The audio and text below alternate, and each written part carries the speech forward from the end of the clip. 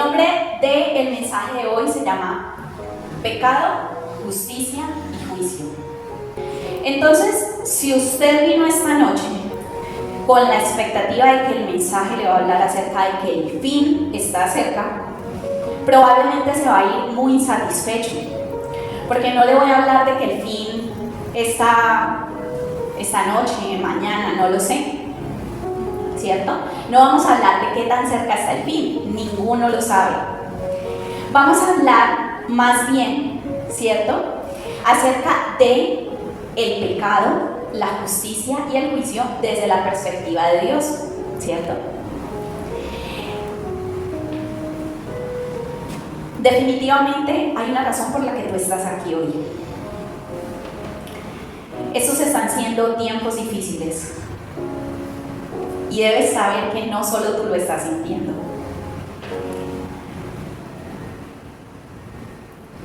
No solo tú estás sintiendo la presión, no solo tú estás sintiendo el cansancio y el agotamiento de que haya cosas que parece que no mejoran. Y tú debes ser entendido acerca de lo que espiritualmente está pasando, porque tú tienes un rol especial en ese proceso. ¿Listo? Entonces hoy vamos a ver también acerca de eso.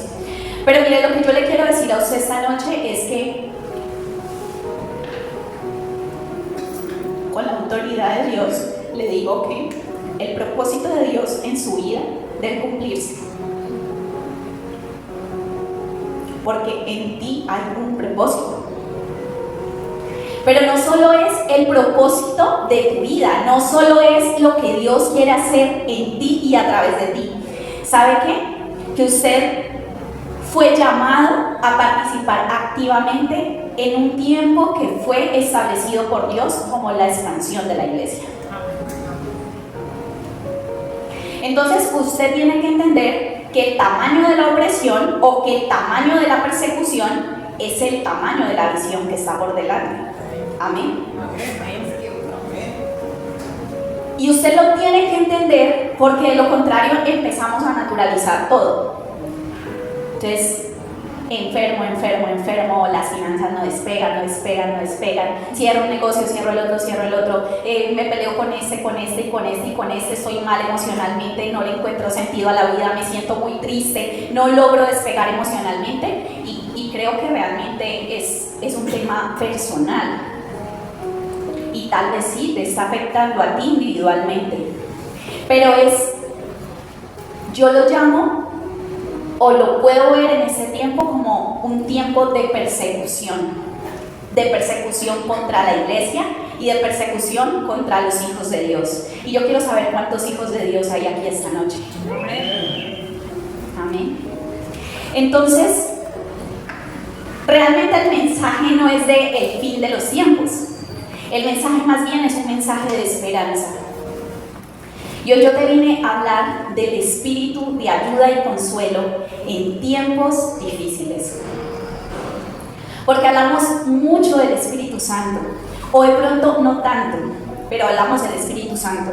Pero cuando viene la tribulación, nos olvidamos del rol del Espíritu Santo, del propósito por el cual nos fue dejado el Espíritu Santo. Entonces hoy vine a recordarte eso, que Él fue encomendado para ayudarte y consolarte en tiempos difíciles, y que esas armas que tú le estás pidiendo a Dios para enfrentar lo que tú estás viviendo hoy, Dios ya te las entregó. Amén. Entonces de eso es de lo que vamos a hablar hoy. Miren, quiero saber cuántos han estado experimentando dolencias físicas estos días, que han estado como afectados de la salud. Muy bien. ¿Cuántos se han sentido muy atacados como en el área de sus finanzas? O sea, como finanzas muy afectadas. ¿Cuántos se han sentido desanimados o desmotivados, o que están perdiendo la fe, o que sienten que no hay una forma de que Dios cambie el panorama? ¿Y por qué les estoy diciendo esto? No para señalarles, no para juzgarles, sino para que ustedes al ver otra manito levantada entiendan que no están solos, que somos un hospital. Aquí es cuando entendemos que la iglesia es un hospital. ¿Y quién viene al hospital y quién busca al médico? El que está dolido, el que se siente enfermo, ¿cierto? Entonces, yo le voy a pedir ahí que usted cierre sus ojitos, ahí donde usted está, y usted presente delante de Dios esa situación con la que usted ha estado batallando en estos días.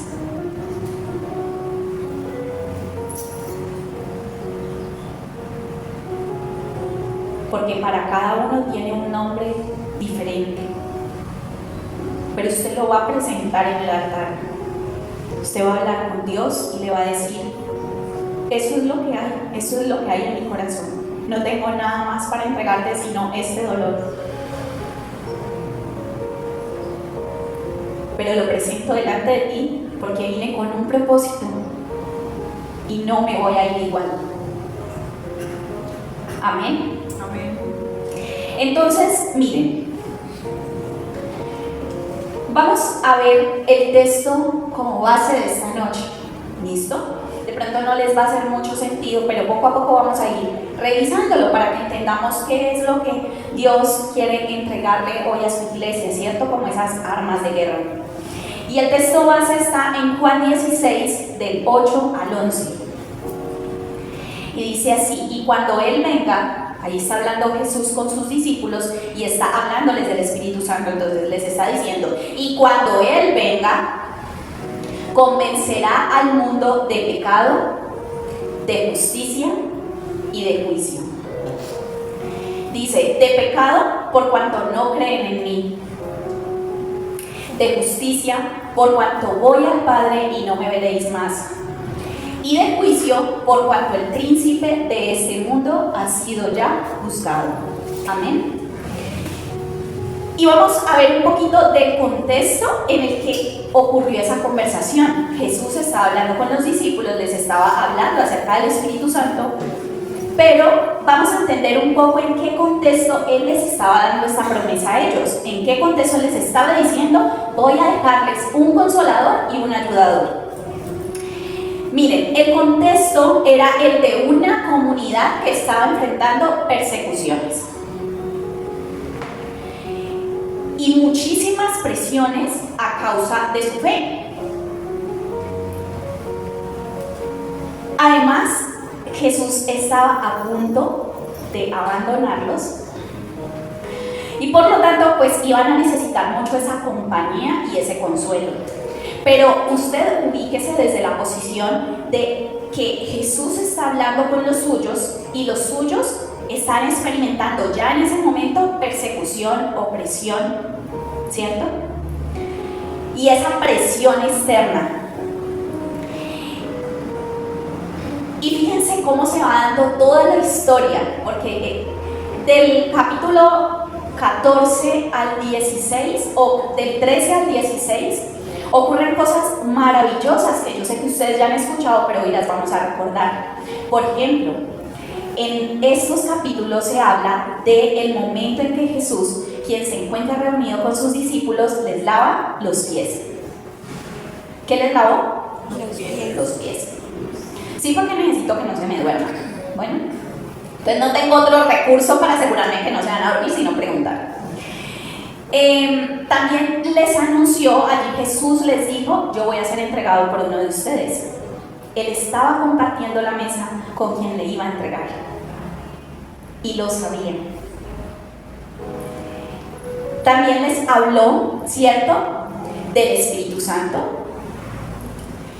Les dijo que Él iba a venir a ayudarles, les dijo que Él iba a ser enviado para tomar su lugar. Les dijo que Él les iba a enseñar y les iba a recordar lo que era la verdad, pero algo muy especial, también les anticipó que se estaba acercando el diablo. Jesús les dijo: se está acercando el maligno. El tiempo en el que el maligno va a operar con fuerza se está acercando. Pero les dice algo súper importante. Allí Jesús declara que Él no tiene poder para vencerlo. Amén. Y esta noche yo te quiero decir, iglesia, que aunque el maligno planee cualquier artimaña contra ti, aunque el enemigo se levante un plan, con otro plan, con otro plan, con otro plan, Jesús ya dijo que Él no prevalecerá. Y si usted decir amén, dígalo con ganas. Amén. Dígalo creyendo. Usted tiene que creer. Ahora vamos a ver algunas cosas. Vamos a empezar por pecado. ¿Listo? Y allí está esa primera palabra que tiene mucho significado. O sea, Jesús les estaba hablando del pecado, pero hoy vamos a desmitificar el pecado, porque cuando nosotros tenemos el pecado por allá en una posición muy elevada, hay un momento en que el corazón se llena de orgullo y de soberbia y siente que no es con Él, ¿cierto? Miren, en hebreo la palabra para pecado, el término pecado es como kata, ¿cierto? Que también significa errar, eso ya lo hemos visto. Pero errar en qué? Dame un momento. Errar en no alcanzar una meta.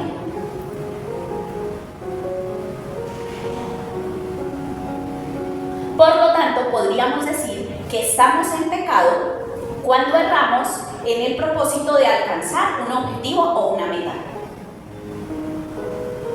Y eso ya me hace el concepto más amplio y entonces yo puedo decir, ¿estoy en este momento caminando en pecado? ¿Estoy viviendo en pecado? ¿Estoy siendo amigo del pecado?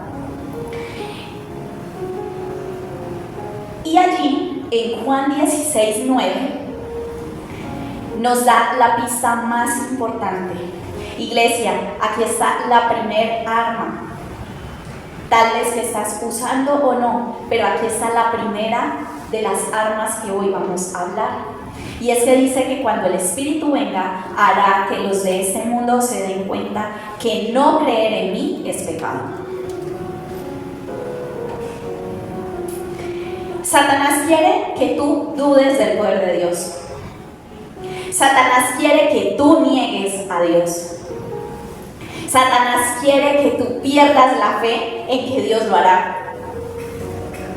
Satanás quiere que tu corazón se vuelva duro para la verdad de Dios.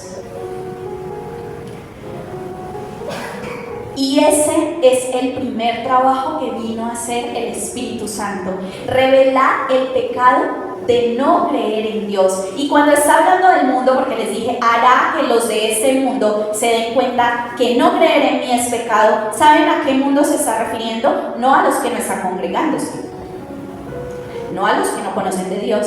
¿Saben a quién? A las personas que viven en obediencia al diablo. Ese es el mundo. Súper fuerte, ¿no?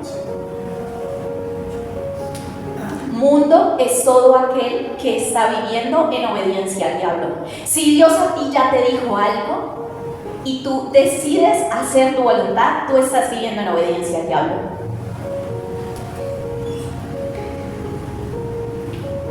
Si tú niegas tu fe, tú estás en obediencia al diablo. Si cuando viene la tribulación tú niegas el poder de Dios, tú estás en obediencia al diablo, porque ese es el plan de Satanás. Eso es lo que él vino a hacer. Él vino a robar la fe. Él vino a robar la creencia en Dios. Y entonces esa es mi primera pregunta para la iglesia.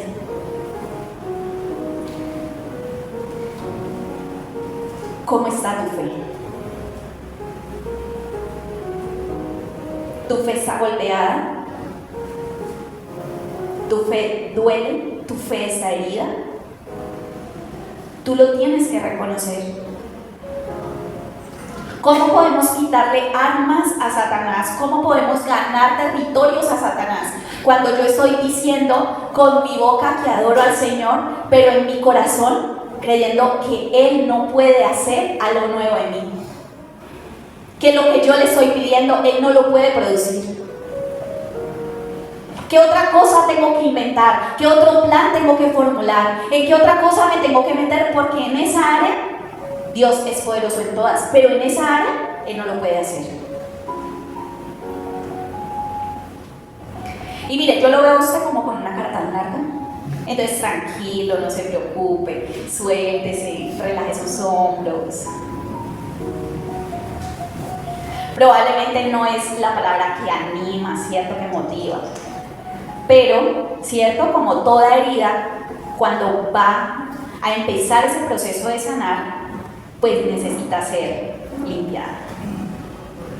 Véalo así. Ahora, vamos con la justicia.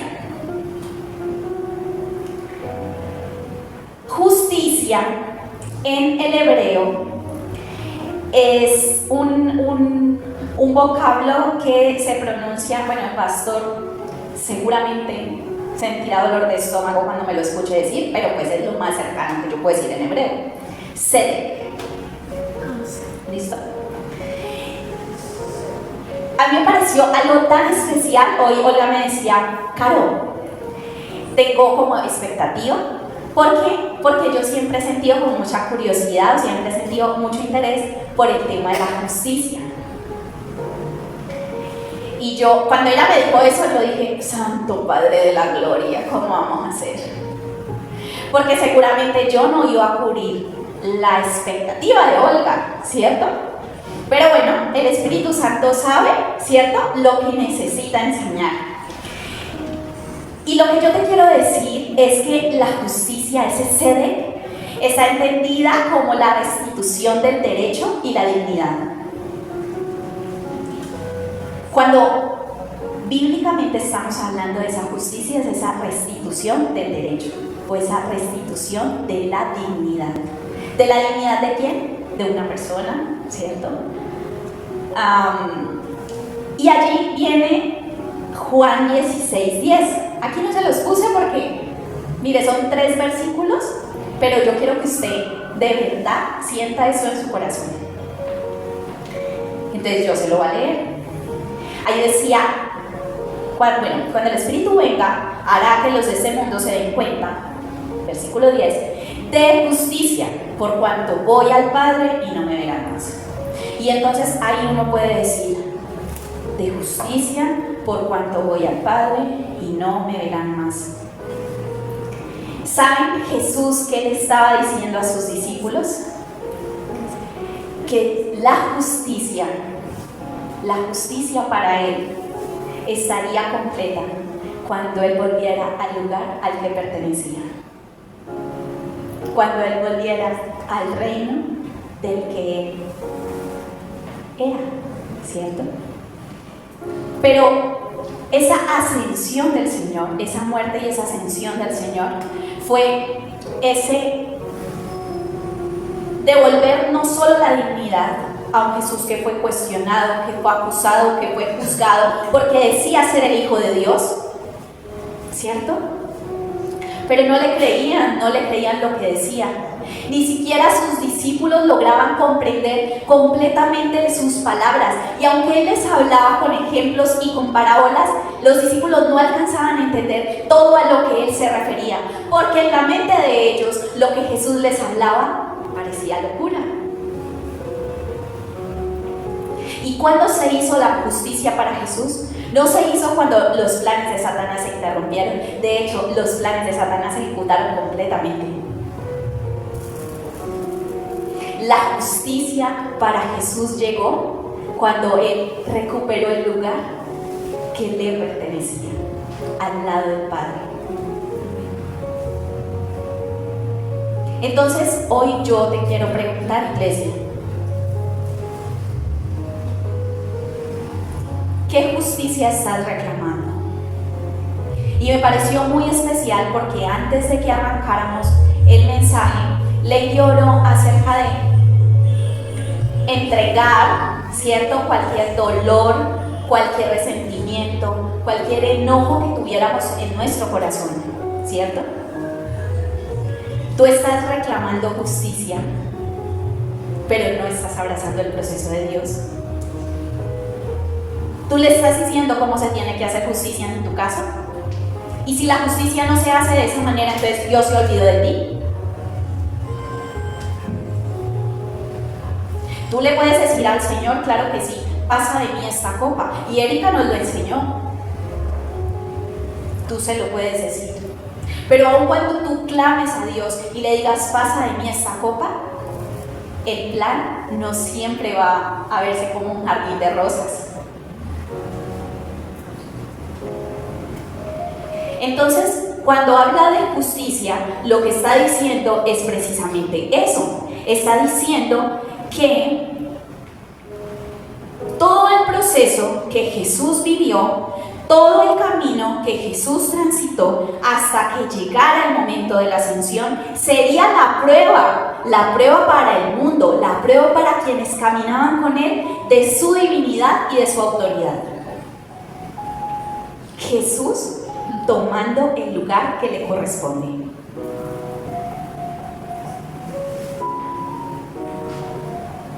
Levanta la mano derecha. Levanta la mano izquierda.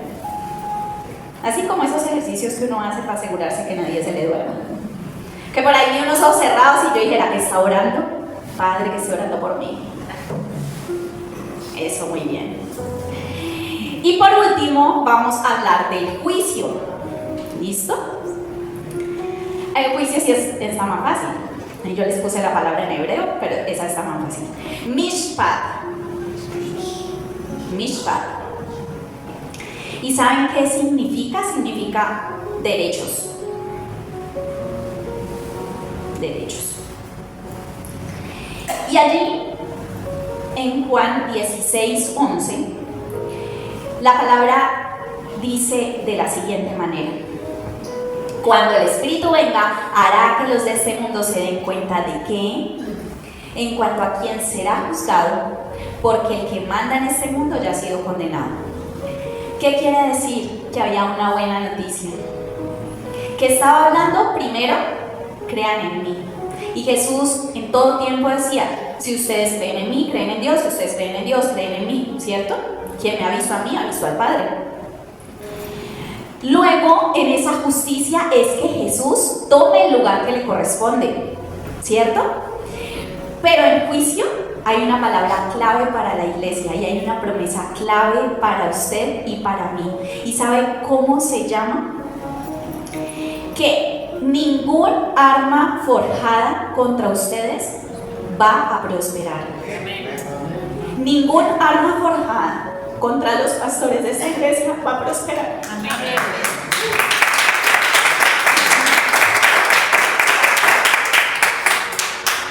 Ningún arma forjada contra la familia pastoral va a prosperar. Ningún arma forjada contra ti va a prosperar, ni contra tu familia, ni contra tu emprendimiento, ni contra esos sueños y esos propósitos que Dios ha depositado en ti. ¿Por qué? Porque el Dios de este mundo, dice la palabra, ya fue juzgado y condenado. No dice será juzgado y condenado. No le está diciendo tienes que esperar hasta el 2027. Tienes que esperar 3 años más de sufrimiento. Tienes que quedarte 4 años más postrado en una cama. Tienes que alinearte con un diagnóstico médico que te dice que tú no lo vas a poder lograr, que tú no vas a ver la promesa. Porque el Dios de este mundo ya fue juzgado y fue condenado. Amén.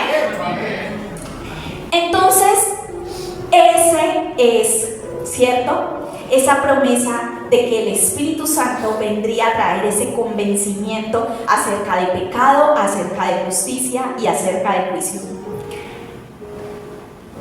Yo le quiero decir a Nación Reino que nosotros somos una iglesia llamada a vivir bajo el poder sobrenatural de Dios. Amén.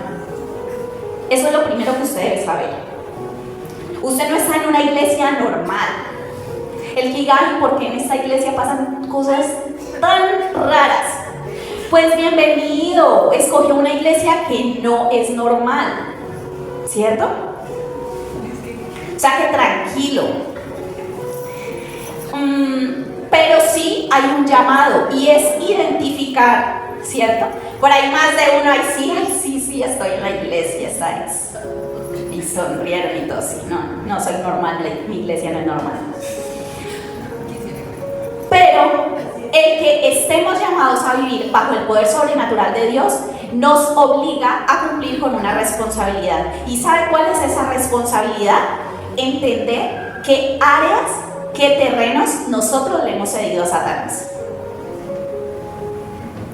Y yo le voy a decir con esto algo muy breve, pero que lo va a ubicar a usted. Cuando Jesús estaba lavando los pies de sus discípulos, uno de ellos le pregunta, pues si me tienes que lavar, lávame todo, ¿cierto? No me laves solo los pies, lávame el pelo, lávame los ojos, lávame las lagañas, lávame las orejas, lávame el ombligo, lávame todo. Y el Señor le dice, no necesitas ser lavado todo. Pero dice algo que me pareció súper fuerte y es, aquí todos están limpios, bueno, aquí como que muchos han sido limpios, pero no todos. Anhele en su corazón ser limpio esta noche. ¿De qué no sé? Ser limpio de la incredulidad, ser limpio de la falta de fe, ser limpio del desánimo, ser limpio del resentimiento, ser limpio del dolor, ser limpio de la amargura, ser limpio del dolor. No sé de qué necesitas ser limpio. Pero si tú estás sentado a la mesa, si Nación Reino está sentado a la mesa, aquí todos nos tenemos que limpiar. Aquí todos nos tenemos que someter a ese proceso de limpieza, ¿cierto?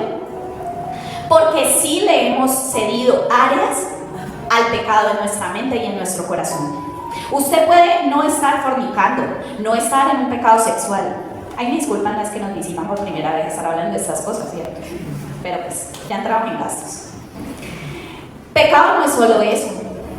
Mire, si usted está dejando que la amargura se aloje en su corazón, usted está en pecado. Porque usted no fue llamado a eso. Porque usted no fue llamado a que la amargura eche raíces en su corazón hasta que se le lleve el gozo, la alegría y el diseño que Dios depositó en usted cuando lo formó en el vientre de su mamá. Y si usted está en una posición del que reclama justicia y por reclamar justicia se le olvidó de que lo primero y lo más importante es que Jesucristo tome su lugar, entonces usted está en pecado. Así que yo le voy a decir a la iglesia, ¿cierto? Y usted diga allí donde está, yo reconozco la autoridad y el gobierno de Cristo, a la cual tengo acceso por la obra terminada de Jesús en la cruz. No es lo que tú hagas, no importa cuán sucio llegaste esta noche, tú tienes acceso a la autoridad y al gobierno de Dios, que no es un peso, que no es un yugo, es una bendición, porque Jesús terminó la obra en la cruz y lo hizo por ti, y lo hizo por ti, y lo hizo por ti, y lo hizo por mí. Amén.